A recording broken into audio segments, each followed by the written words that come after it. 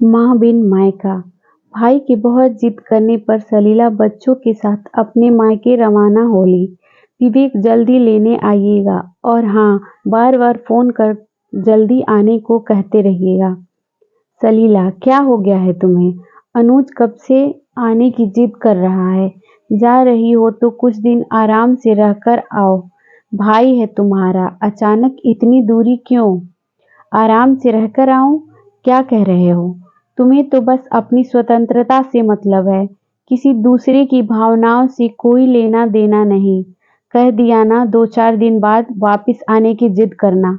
बस यही एक कहा मान लो। रात की ट्रेन में विवेक ने सलीला व बच्चों को बैठा दिया।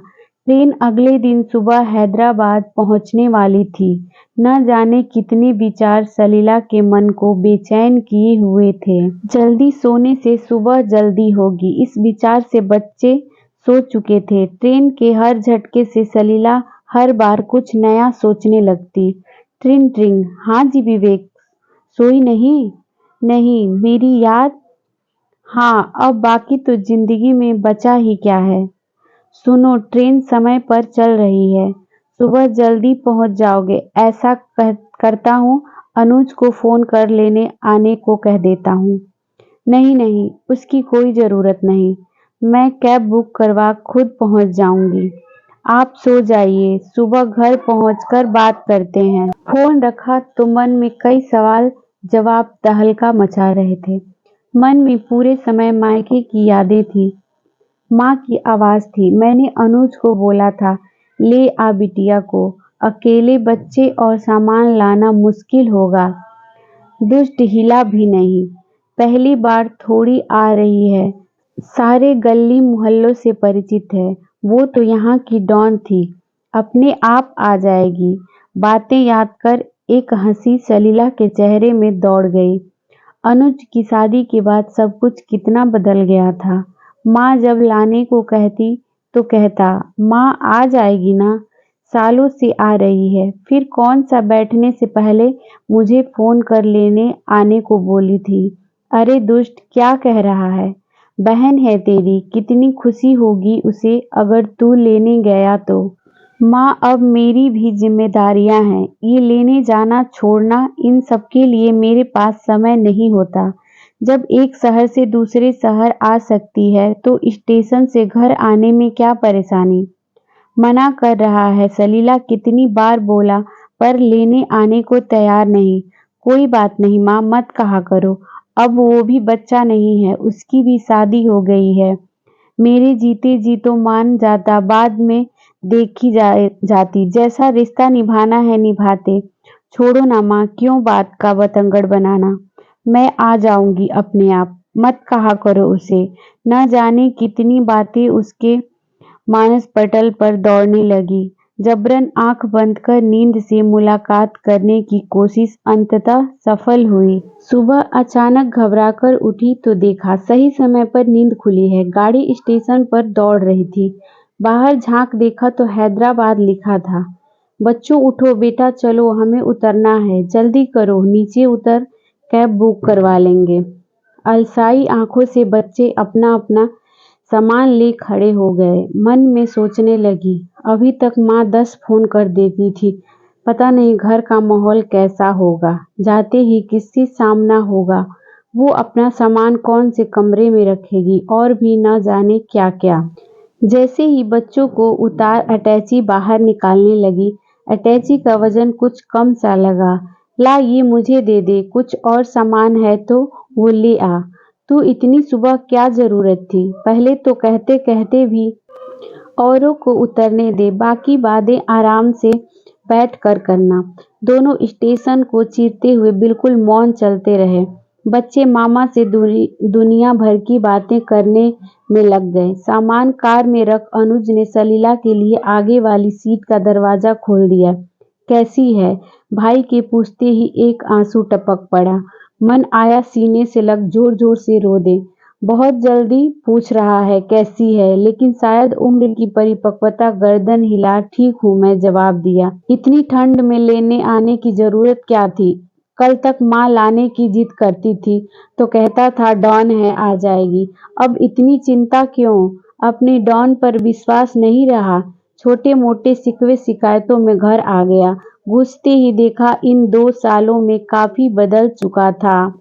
माँ का तुलसी का परिंदा गार्डन के बीचों बीच सुंदर सी पेंटिंग से सजाया गया था। सोच रही थी कितनी बड़ी हो गई हूँ, वरना ऑटो से उतरते ही माँ माँ चिल्लाकर दौड़ी चली जाती थी।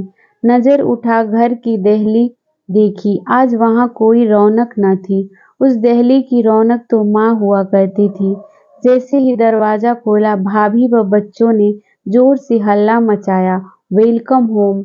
यकीनन ऐसा स्वागत इससे पहले मायके में कभी नहीं हुआ था। बच्चे भाभी न जाने कितनी पुरानी बातें करते रहे। दी ये लीजिए आपके पसंद की अदरक वाली कड़क चाय। बच्चे भी ननिहाल आ बहुत खुश थे। बातों बातों में समय का पता ही नहीं चला। सारी खुशियां थी, कोई कमी नहीं। लेकिन सलीला का मन बस एक जाने को ढूंढ रहा था, माँ की मौजूदगी को, उनके एहसास को। बिन माँ मायका कैसे हो सकता है?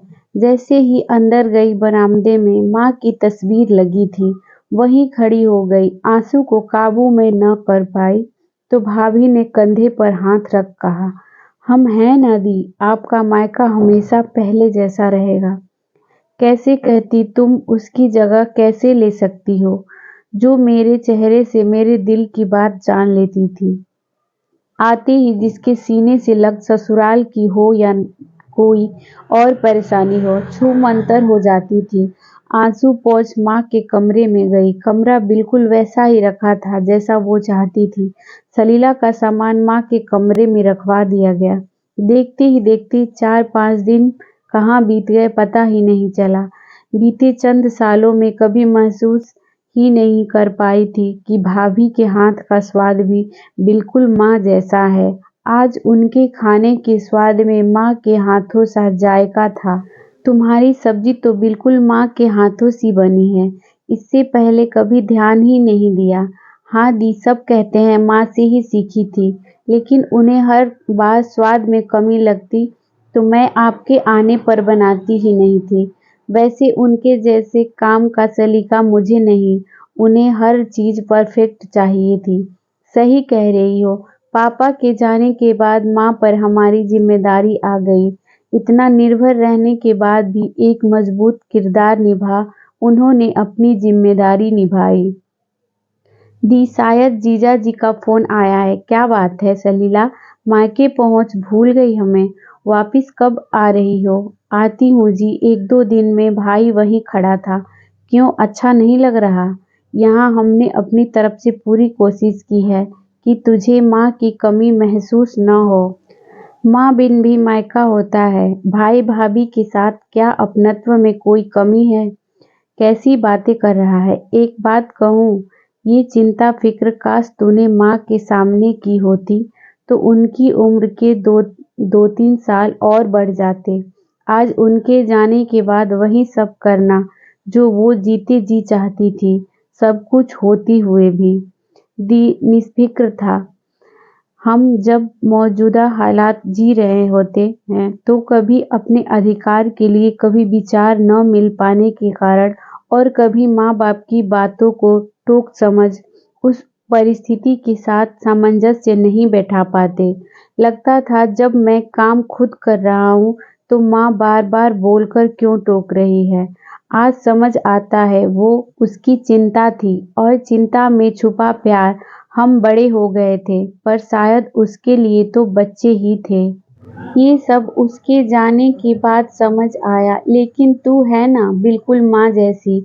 सलीला को अजय की बातों में सच का आईना दिख रहा था। पूरे दिन मन भारी था। देखते ही देखते 15 दिन बीत गए।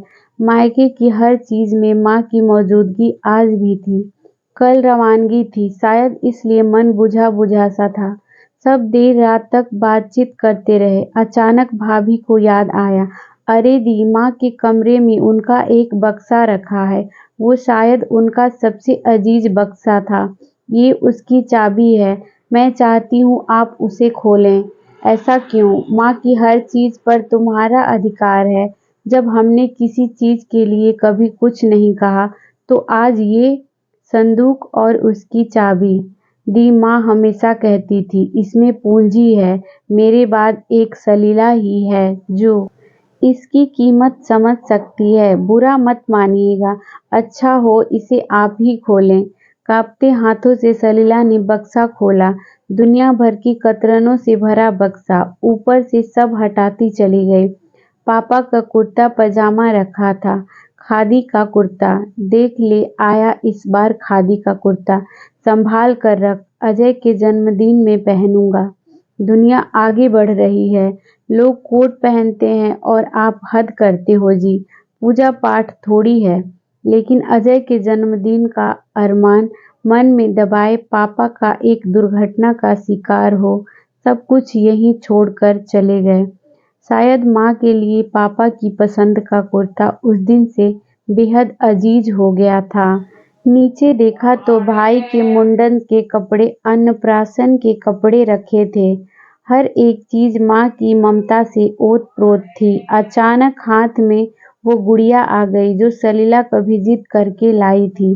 सलीला अब जिद की तो चांटा लगने वाला है। माँ दिला दो ना वो गुड़िया।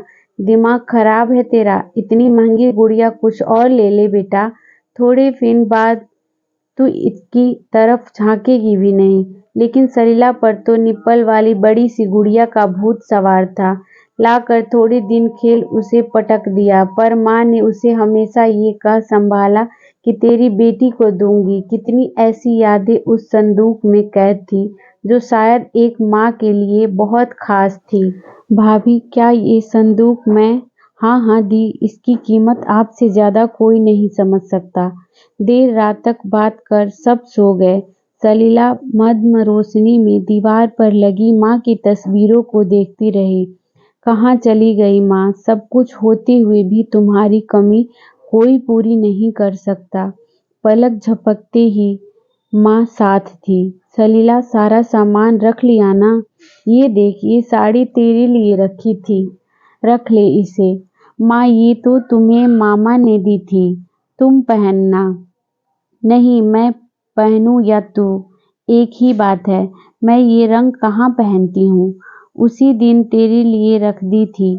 ये ले, ये अचार की शीशी भी रख। माँ, भाभी क्या कहेगी? कोई कुछ नहीं कहेगा, ये मैंने चुपचाप तेरी पसंद की डाल कर रखी थी, रख ले बैग में। सुबह विदाई दी।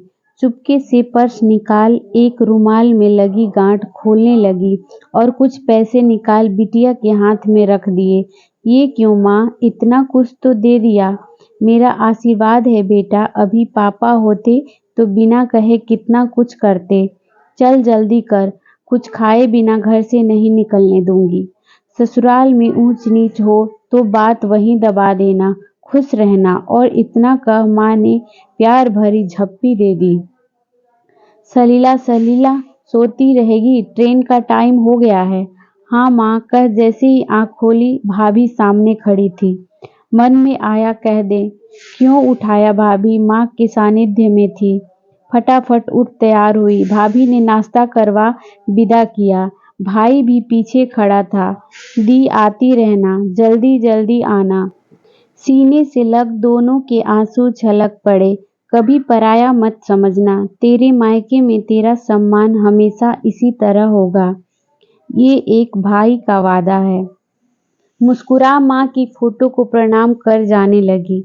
जा रही हूँ माँ, आज तेरे बगैर मायका क्या होता है ये जान लिया। तुम सिर्फ आंखों से दूर हुई हो, तुम्हारी मौजूदगी तो मायका शब्द में है। घर पहुंच गुमसुम बैठी थी। क्या मैडम, तुम तो 2-4 दिन में आने वाली थी, भाई के मुंह में बंद कर रह गई। खूब आवभगत कर दी भाई ने। सारे गिले शिकवे लगता है दूर हो गए हैं। तुम तो जाने से पहले घबरा रही थी। कैसा लगा माँ बिन मायका? आंखों में आंसू लिए भरे गले से बोली, माँ बिन मायका नहीं होता। उसकी मनुहार डांट प्यार सब अपने आप में अनूठा होता है। उसका गले लगना, उसकी बातों में अपना बचपन जी लेना, अपने बच्चे की पसंद नापसंद सब मायके में माँ पूरी करती है। बेशक अजय ने पूरी कोशिश की उनकी कमी न खले, लेकिन वही बातें ये एहसास करा गई कि कल तक कुछ भी बोल देने वाला, लड़ झगड़ कर अपना प्यार जताने वाला भाई आज जिम्मेदारियों में बंद मुझसे कितना दूर हो गया है। जिन बातों के लिए माँ ताने देती थी, फिर भी वो उन्हें पूरा नहीं करता था, आज उन्हीं सब बातों का ख्याल रख जानती हूँ वो अपनी जिम्मेदारी निभा रहा था। माँ के जाने से मेरा भाई दूर हो गया, उसकी जगह जिम्मेदार पति, पिता और रिश्ता निभाने वाला भाई खड़ा था। आंसू पोंछ बोली, माँ बिन मायका कैसा जी। माँ बिन मायके की कल्पना करने से भी रूह कांपती है। आते आते कह रहा था, जल्दी आना, यही तो मायके की दूरी का आभास हुआ। पहले मन में जाने की एक उत्सुकता थी। माँ हर घड़ी कहती, लाडो कब आ रही है। सच है विवेक, मायके में चाहे कितना ही आपका इंतजार हो, पर माँ बिन मायका मायका नहीं होता। भारी मन से उठ चली गई अपनी लाडो को मायके का सुख देने।